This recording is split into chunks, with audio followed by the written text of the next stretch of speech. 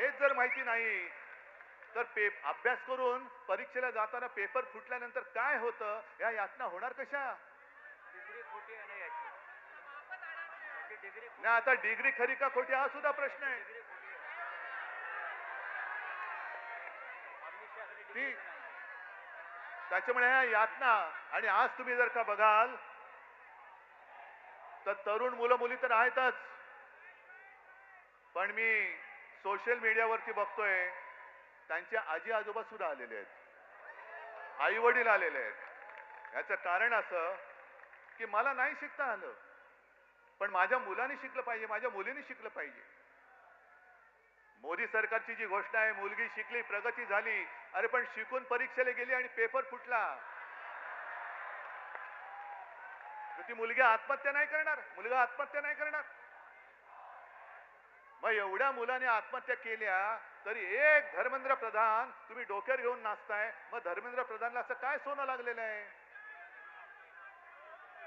बरं, अण्णा हजारेंचा एक विषय झालाच, पण या घराणेशाही बद्दल आणखीन एक सांगतो. आज सोनम वांगचूक उपोषणाला बसलेत तिकडे, पण सोनम वांगचूक यांचे वडील सुद्धा, त्यांनी सुद्धा उपोषण केलं होतं. माहितीये तुम्हाला किती जणांना?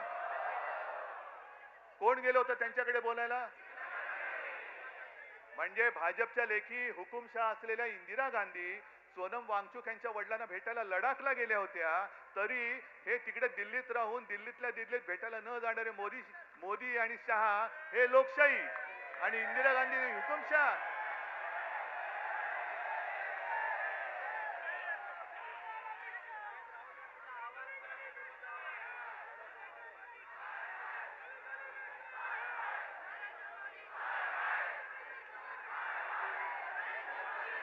एक मिनिट, हा गली गली में शोर आहे, बरोबर आहे, पण तुम्ही जिथून जिथून आलाय, कुठल्याही गल्लीतनं आला असाल, कुठल्याही गावातनं आला असाल, त्या गल्ली गल्लीमध्ये तुम्हाला शोर करावा लागेल, तुम्हाला आवाज उठवावा लागेल. मला मला जे प्रश्न विचारत होते त्यांना मी हेच सांगतोय की तुम्ही दिल्लीला जाणार का? हो, वेळ येईल तेव्हा मी नक्की जाईन, पण मी एकटा गेलो असतो तर फरक नसता पडला. आज हे सगळे एवढे जण इकडे जमलेत, अख्खा महाराष्ट्र आज तिकडे उभा आहे आणि हे आंदोलन आता फक्त जंतर मंतर पुरतं मर्यादित ठेवायचं नाही. देशातल्या प्रत्येक कानाकोपऱ्यामध्ये काय तुमची घोषणा? नाही, आणखीन काय बोललात? गली गली में.